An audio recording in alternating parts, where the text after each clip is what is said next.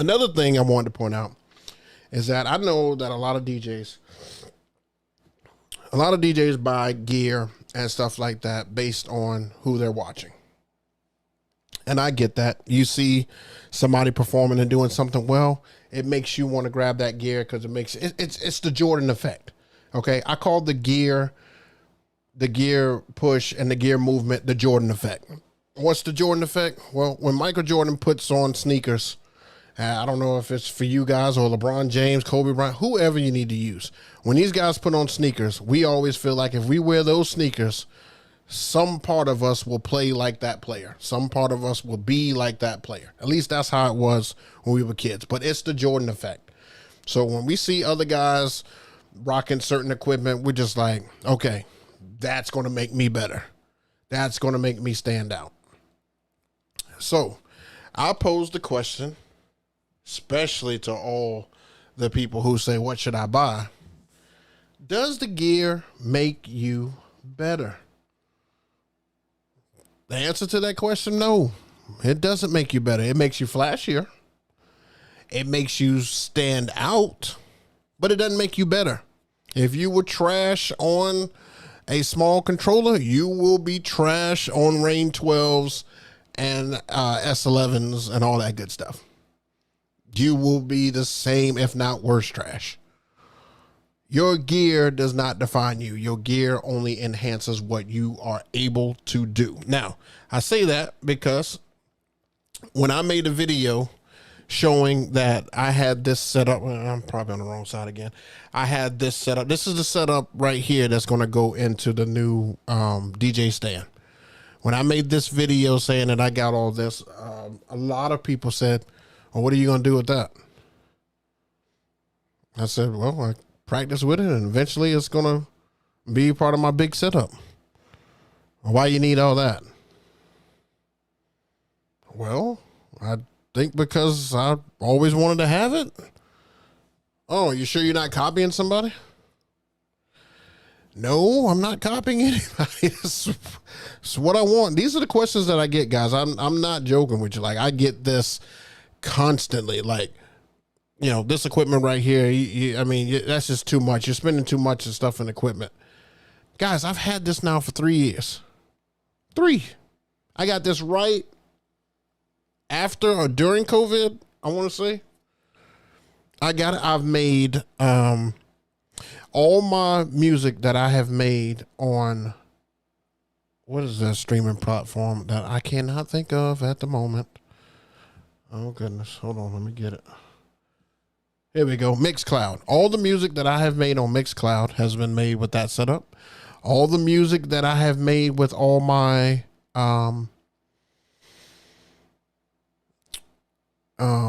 oh my gosh, why am I having such a brain fart right now?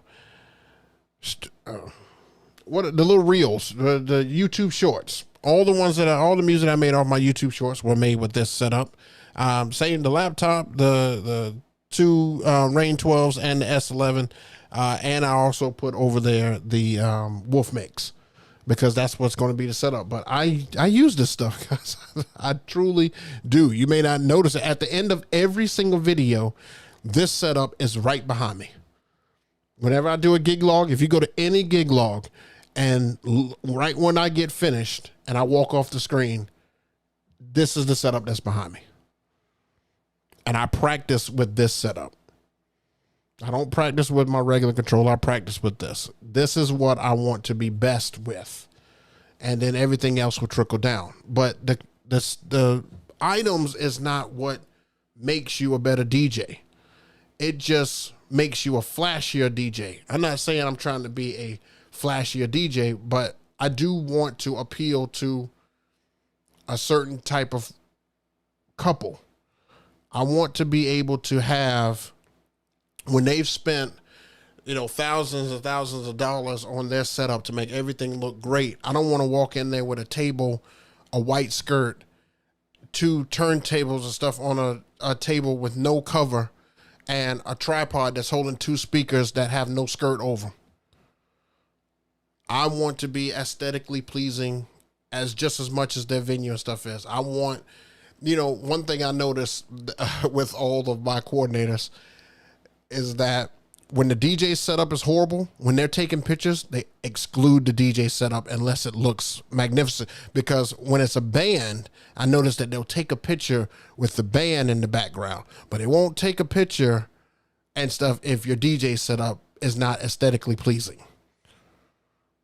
I noticed that. And that's free advertisement again, because somebody who looks at that coordinator who has thousands of followers are going to see that and say, well, what's that setup and stuff right there? Oh, that was the DJ. Well, wow, his setup looks clean. Who's the DJ that you use? Boom, you're already name dropped.